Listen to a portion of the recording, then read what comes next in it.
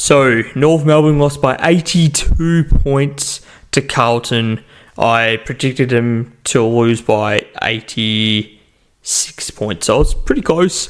Charlie Cameron did kick 4 goals, and I was only 6 off.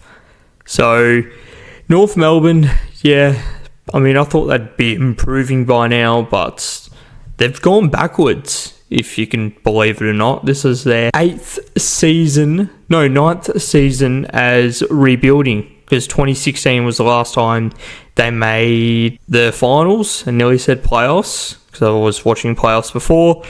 And yeah, so North Melbourne, they had minus 19 disposals less than Carlton, 350 to 369. Now, that's not really a huge difference. What is a huge difference, though, is the inside 50s counts. So Carlton had 64 to North Melbourne's 39, which is quite a big difference, especially with the tackling as well, inside forward 50. Carlton had 23 and North Melbourne had 8 tackles inside forward 50, which is, I mean, Carlton's pressure was elite. That's for sure. At the same time, they had a lot of really good players that came in. George Hewitt played an unreal game. You also had Charlie Curnow playing his role. Corey Durden was playing well as well. Kicked 3 or 4 goals. And I'm trying to think, there's a couple others. Zach Williams played his role perfectly. And, you know, they're looking a bit scary now. Sam Walsh didn't have his best game. But, I mean, George Hewitt, I mean, what a gun. So, plus 16 hit-outs for North Melbourne, but a lot of them bounced awkwardly and were ineffective hit-outs.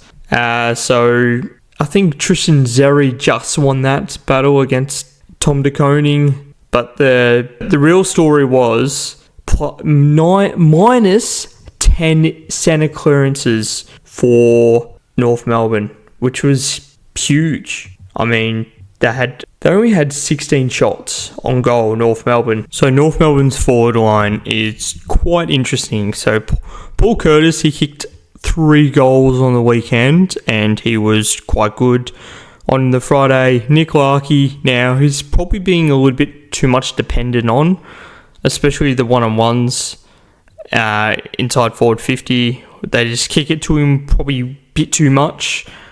Especially when he has 2 defenders on him and he's like in a corner of space in the pocket. That's not really how he should be leading. He should be leading, I guess, out of the goal square, but, you know, that's probably where the ball is going in most likely, most of the time that I've actually seen. Jack Darling, he's done a little bit. He's chipped in with a few goals of his own, which is good, but he's obviously there to help out Nick Larkey. But their ball movement inside forward 50 is a massive, massive issue. Now, Harry Sheasel, he was lined up in the half forward. He went down back as well. Cam Zerha, he kicked a nice goal, but a couple of times he rushed his kick when he was taking the shots on goal as well, especially on the run, and made a few poor errors. And Dylan Stevenson, he's only a young player still, so he's got time to develop. But then we have a look over at the experienced more so than North Melbourne. You've got Sam Walsh comes in and out of the half forward line, and midfield, Lewis Young, I mean, he's still young.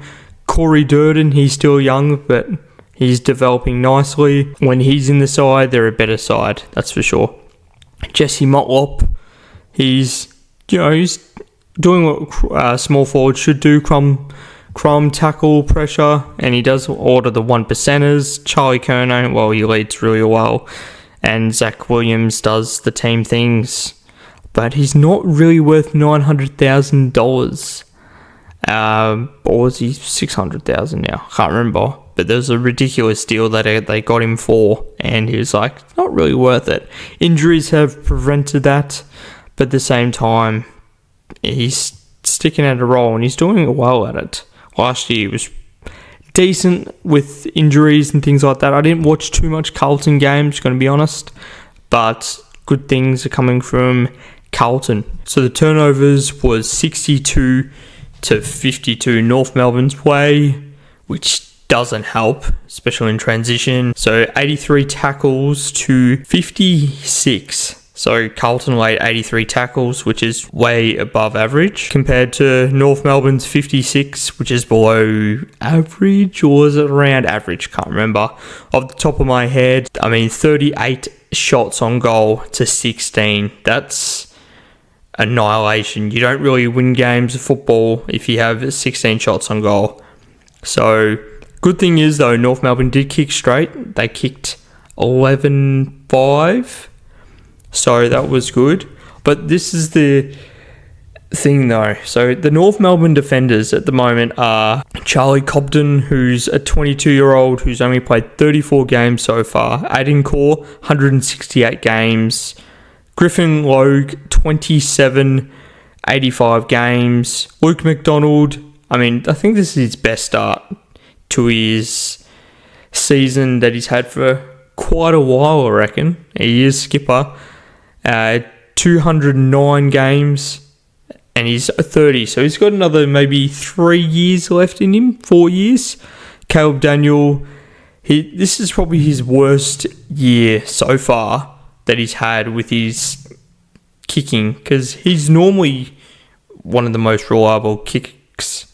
Most of them are turnovers this year, but I'd say he's the most underrated kicks. Last year he definitely was. But he's had 198 games, 28. He's 171 centimetres, so you're not really expecting him to defend unless it's against the smaller players. Darcy Tucker, 28, 155 games. Now, Harry Sheasel played a little bit down back. I only watched the second half, so I'm not sure if he did start there. Now, if you had a look at that list, it's a very terrible defence. North Melbourne aren't going to win many games of football if they have those defenders. George Warlord, who had 21 touches, 5 clearances as well. So he did okay. He did okay, that's for sure. And on his return, you can't really expect much on someone who's just come back from injury. But yeah, he's definitely a bright star in the future. Harry Sheasel, and then you've got Callum Jones, who could potentially be a good role player, but there's really not much, I guess, at the moment.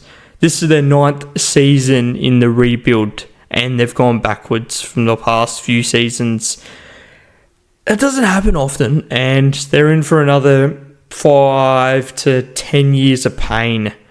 I can't really see them making finals in the next 5-10 years, to be honest, especially with their list at the moment. They did bring in Jack Darling, Caleb Daniel, and Luke Parker as well.